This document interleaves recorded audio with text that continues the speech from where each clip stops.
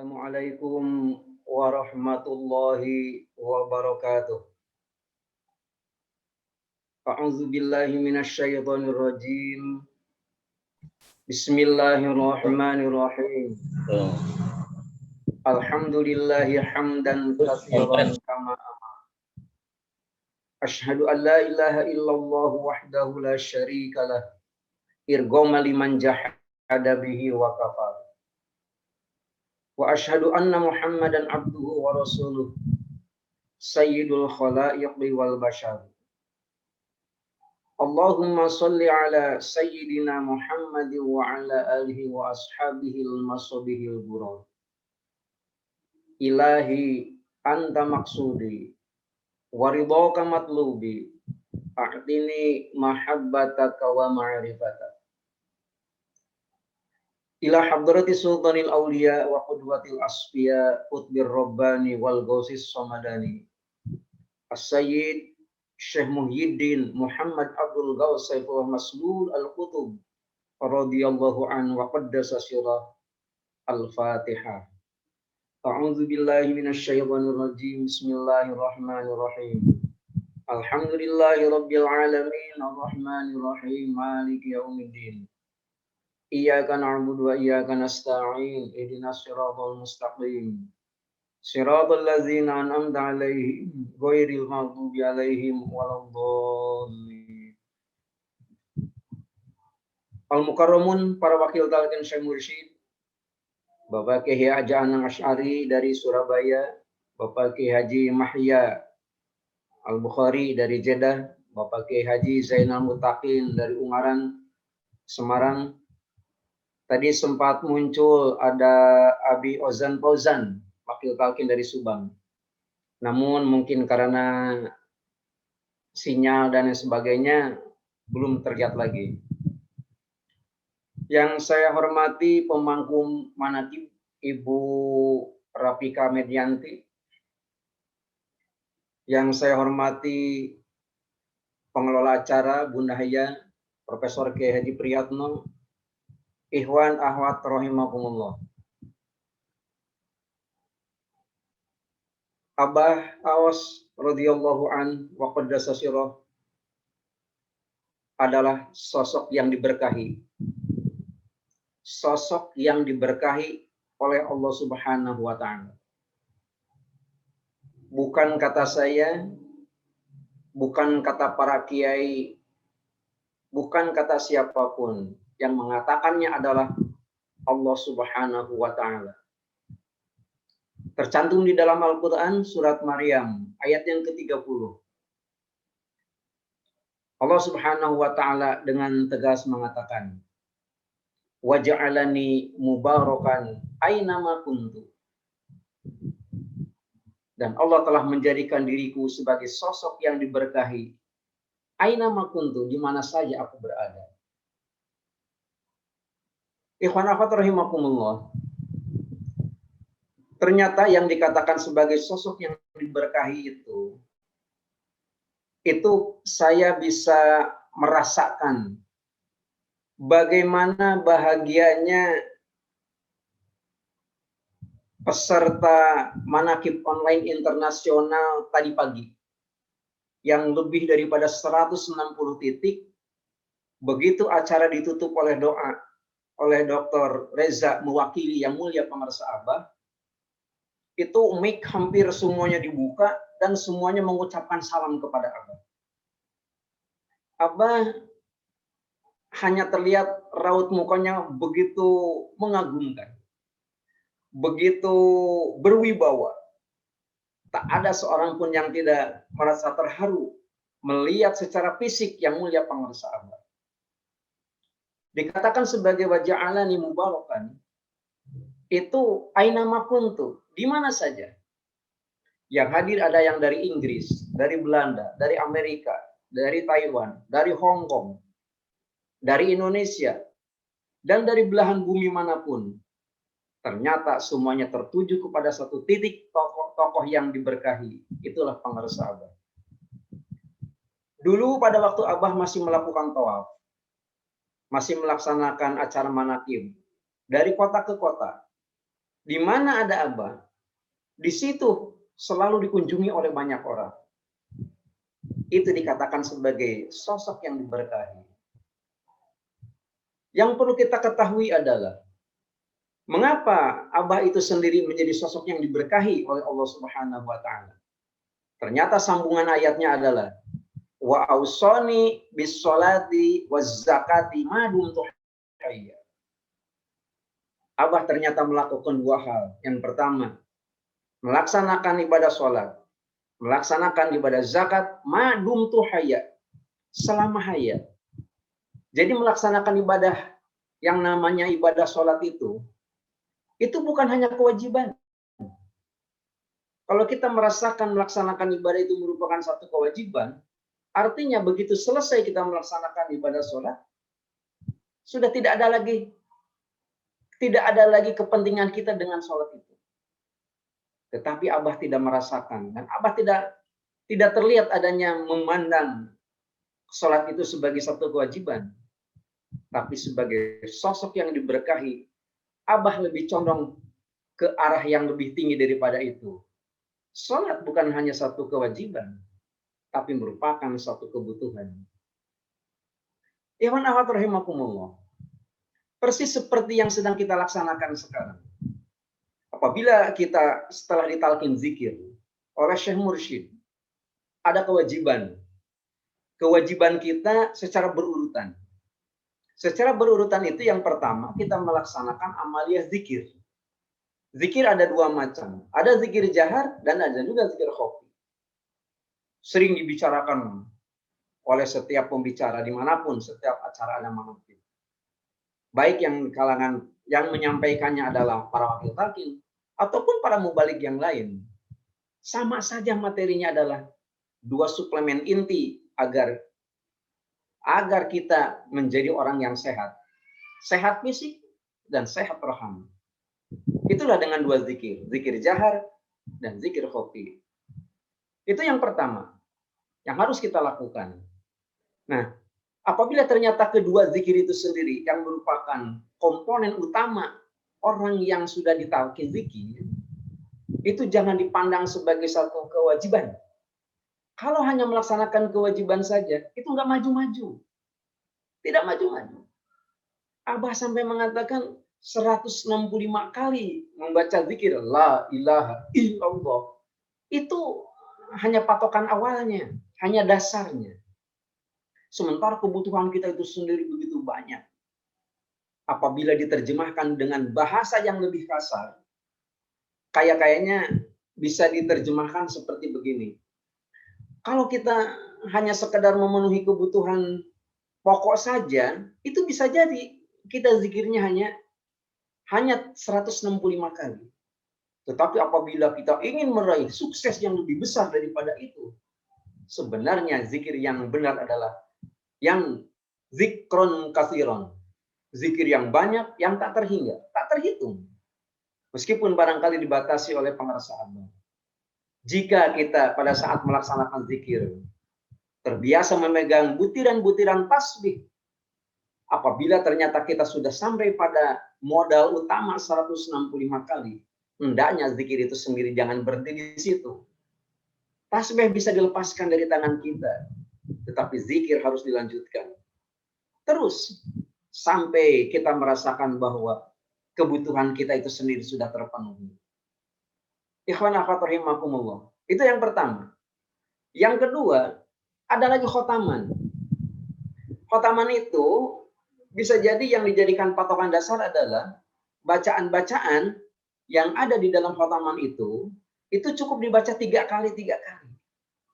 Padahal apabila kita mau mencoba paling tidak 9 kali dalam keadaan waktu yang agak senggang, itu nilainya itu akan berbeda. Bagaimana kita bisa menikmati kandungan-kandungan bacaan di dalam bacaan khotaman itu. Karena kalimat-kalimat yang dibaca di dalam khotaman itu sendiri, itu merupakan kumpulan daripada potongan-potongan ayat dari 26 surat di dalam Al-Quranul Karim. Betapa indah.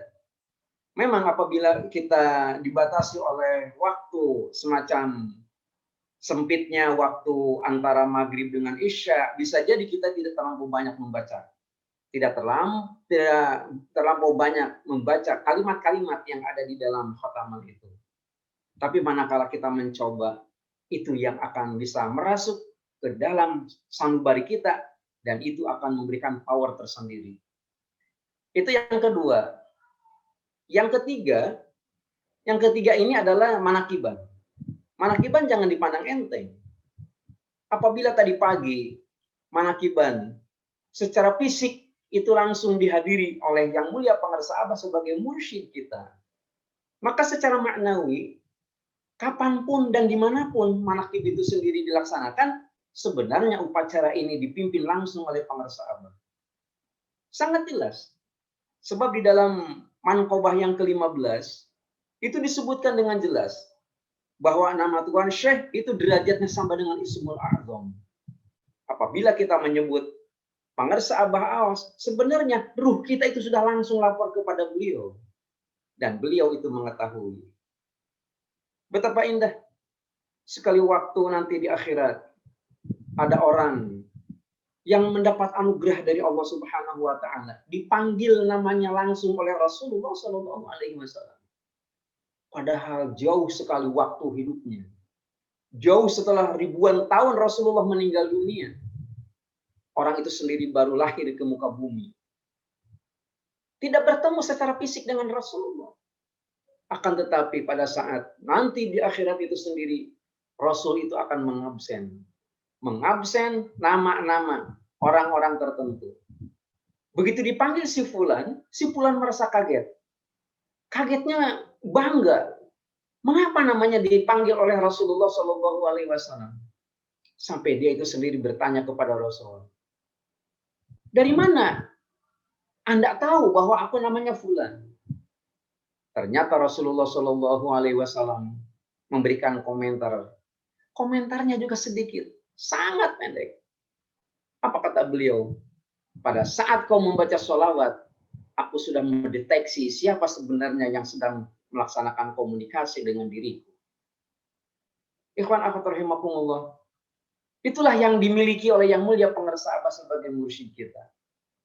Meskipun secara fisik kita tidak bersama dengan beliau, namun mulai dari acara manakib online internasional yang dibuka oleh MC, sampai saya mengatakan, mohon izin, Assalamualaikum Abah, dan seterusnya, itu semuanya kepada Abah. Dan betapa peran Abah itu sendiri begitu besar dalam kehidupan kita. Contoh kasus banyak di tengah-tengah masyarakat kita. Kita sendiri mungkin punya pengalaman tersendiri dengan beliau. Sampai-sampai, maaf sekali, sampai-sampai ada seorang wakil talqin Pangarsa Abah Anom. Dulu yang begitu terkenal, tidak usah disebut namanya, diundang ceramah ke Bagbagan Sukabumi. Begitu selesai ceramah, semua giginya rontok. Rontok sama sekali giginya. Akhirnya besoknya lapor kepada mursyidnya, mursyid kita semua, Pangarsa Abah Anom. Begitu disampaikan, kasus yang menimpa dirinya selesai berceramah, kemudian giginya rontok semua. Itu Abah Anom mengatakan, dan ini juga dihadiri oleh Yang Mulia Pangarsa Abah Awas. Ucapan Abah Anom disampaikan dengan menggunakan kalimat dalam bahasa Sunda. Kilang barak bebe jakmah, atau ingat-ingat ke Abah. Dalam artian, ya lebih baik apabila memang bilang dulu kepada Abah. Kalaupun nggak bilang, paling tidak ingat saja kepada Abah. Oh, ingat nggak bayar-bayar amat, nggak ribet-ribet amat. Nah, itulah diperlukan koneksitas antara seorang murid kepada gurunya, antara ikhwan kepada mursyidnya. Karena apa?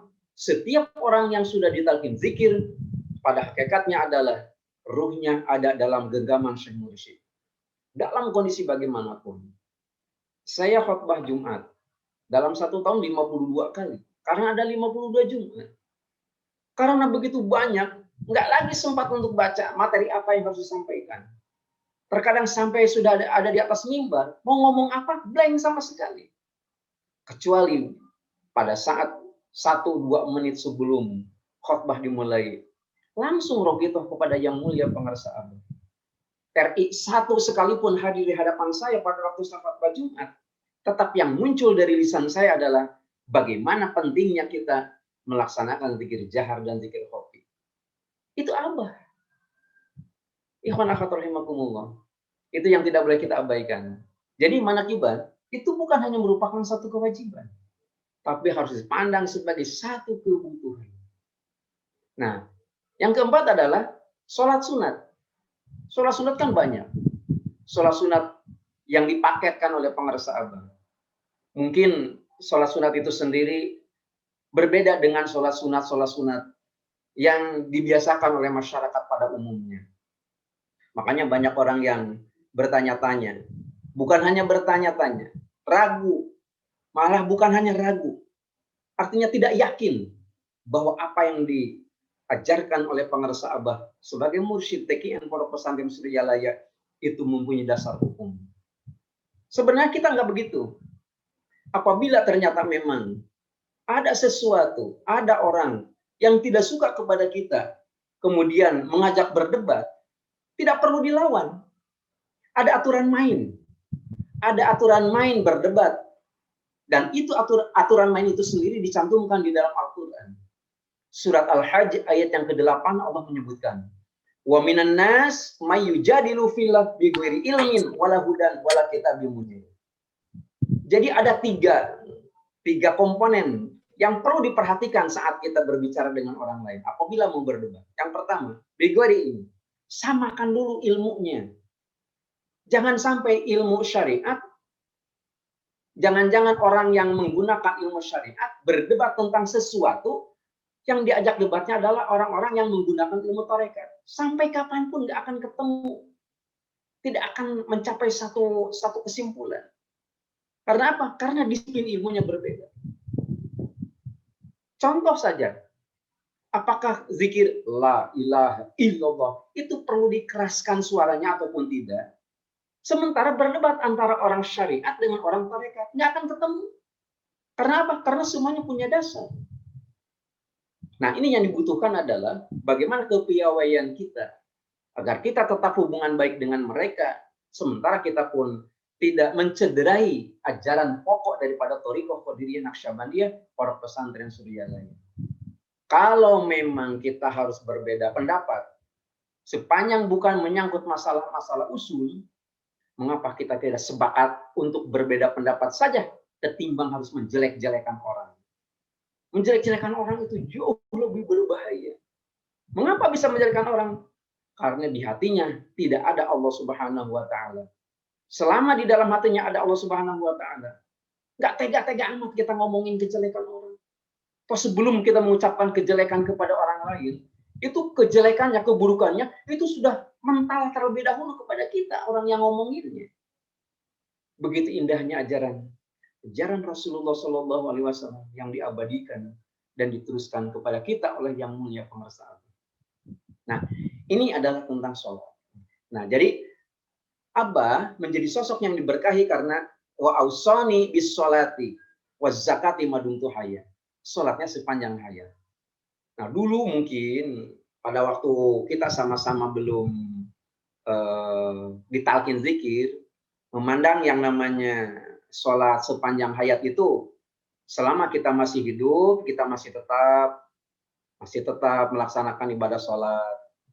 Tetapi setelah kita ditalkin zikir, yang dimaksudkan dengan sholat sepanjang hayat itu sendiri, itu dari A sampai Z perlu kita lakukan. Nah, persoalannya sederhana sebenarnya. Karena kita memandang hanya sebagai satu kewajiban, belum sampai pada satu kebutuhan, jadi kita mengambil amalia-amalia itu sendiri yang, maaf, dibuat tanda kutip saja, yang enteng-enteng aja. Sementara yang berat-berat belum kita lakukan. Jadi seakan-akan mankobah sekalipun, itu seakan-akan itu hanya gambaran perilaku akhlak daripada Tuan Syekh Abdul Qadir Al-Jailani. Qaddasallahu. Ya, padahal nih, Abah itu diberi tugas oleh Abah Anom selama 40 tahun datang ke Suryalaya itu hanya untuk membaca mankobah supaya benar-benar yakin. Sementara kita itu nggak begitu. Apalagi di dalam salah satu manqabah ada satu pasal yang bercerita bahwa Tuan Syekh Abdul Qadir Al-Jailani itu ternyata melaksanakan sholat subuh dengan menggunakan waktu Isya, dengan menggunakan wudhu Isya. Itu kan hanya bahan cerita bagi kita. Nggak ada sedikit pun dari kita ingin mencoba. Paling tidak dicoba saja. Nah, ini merupakan satu tantangan. Nah, tantangan semacam begini, ini merupakan bagian tak terpisahkan daripada kehidupan kita dalam bertoriko. Sangat indah. Sangat indah di dalam melaksanakan kewajiban bertoriko ini, agar kewajiban itu sendiri lebih ditingkatkan menjadi satu kebutuhan. Ikhwan akhwat rahimakumullah. Berapa banyak orang yang datang kepada pengarsa Abah, mengadukan segala persoalan hidupnya. Abah itu sendiri jawabannya sederhana. Zikir yang banyak. Ternyata bukan hanya zikir yang banyak. Ada orang, kalau ingin sesuatu, itu bergantung persoalannya. Orang ingin kaya saja, itu dikasih oleh pengarsa Abah. Bagaimana seorang yang datang kepada pengarsa Abah? Abah, saya pengen kaya. Apa kata Abah? Ya normal. Orang pengen kaya itu normal. Kalau ada orang, Abah saya ingin miskin, itu tidak normal. Karena apa? Abah sendiri mengatakan, orang yang mau kaya silakan datang ke sini. Yang mau miskin nggak usah datang ke sini. Sampai begitu Abah. Nah persoalannya adalah, Abah maksudnya bagaimana caranya? Bagaimana caranya saya harus melaksanakan apa agar saya menjadi orang kaya? Kata Abah, sholat. Begitu aja Abah. Iya Abah sholat, tapi sholat apa? Ini karena orangnya orang Sunda, itu bertanya kepada Abah, sholatnya sholat naon? Sholatnya sholat apa Abah? Dijawab, sholat menta beunghar. Sholat hayang beunghar. Iya Abah, usolinya bagaimana? Langsung Abah mengatakan, usoli sunatan hayang beunghar. Rok'ataini lillahi ta'ala. Maaf, ini ucapan mursyid. Ucapan pengarsa Abah. Redaksi jangan dirubah. Kiai Mahya Al-Bukhari, orang Madura, tapi tinggal di Jeddah umpamanya. Itu jangan dirubah. Jangan dirubah dengan menggunakan bahasa Madura. Jangan dirubah dengan menggunakan bahasa Jawa. Dan jangan dirubah dengan menggunakan bahasa apapun. Selain redaksi awal dari pengarsa Abah. Usoli sunatan hayang beunghar. Bukan benghar, beunghar. Sebab di dalam bahasa Sunda, E dan U itu dibacanya E. Begitu. Kemudian orang lain berkata, berapa rakaat Abah? Cukup 2 rakaat kata Abah. Cukup 2 rakaat. Kemudian dari 2 rakaat itu surat yang dibaca, surat apa Abah setelah membaca Al-Fatihah? Baca surat Al-Waqiah. Enggak panjang-panjang amat Al-Waqiah, hanya 96 ayat. Itu. Nah, jadi itu yang diucapkan oleh pengarsa Abah. Jadi maksud saya, Abah menjadi sosok yang diberkahi oleh Allah Subhanahu wa taala itu karena melaksanakan ibadah sholat sepanjang hayat. Yang tidak boleh kita abaikan adalah apapun yang dilakukan oleh pengarsa Abah bukan hanya sekedar kewajiban, tapi satu kebutuhan. Buktinya yang ditularkan kepada orang yang datang kepada pengarsa Abah, ingin apapun, Abah tetap memberi. Tetapi memberinya itu sendiri harus dipandang sebagai satu kebutuhan, bukan satu kewajiban. Nah, kita pun silakan apabila mempunyai satu keinginan, tinggal bilang saja kepada pengarsa Abah. Gitu ya. Itu tidak ngomong pun sebenarnya Abah sudah tahu. Karena apabila kita punya unek-unek, punya kata hati yang belum terucapkan, secara tidak langsung, ruh kita sudah langsung lapor kepada pengarsa Abah, kemudian pengarsa Abah otomatis akan meresponnya. Terkadang kita ada begitu sampai ke sirna rasa, Abah itu sendiri dengan senyum itu langsung mengatakan sesuatu yang sebenarnya itu adalah yang akan disampaikan oleh hati kita masing-masing. Ikhwan akhwat rahimakumullah, itu saja yang dapat saya sampaikan. Dan kalau boleh dikerucutkan bahwa Abah Awas radhiyallahu anhu qadasasirah sebagai mursyid thariqah Qadiriyah Naqsabandiyah Pondok Pesantren Suryalaya silsilah yang ke-38 menurut Al-Quran surat Maryam ayat 30 merupakan sosok yang diberkahi oleh Allah Subhanahu wa taala. Beliau diberkahi karena beliau menjunjung tinggi kalimat wa ausani bis sholati waz zakati madumtu hayya. Tetap istiqomah di dalam melaksanakan sholat dan zakat sepanjang hayat. Mudah-mudahan bermanfaat. Kurang lebihnya mohon maaf. Assalamualaikum warahmatullahi wabarakatuh.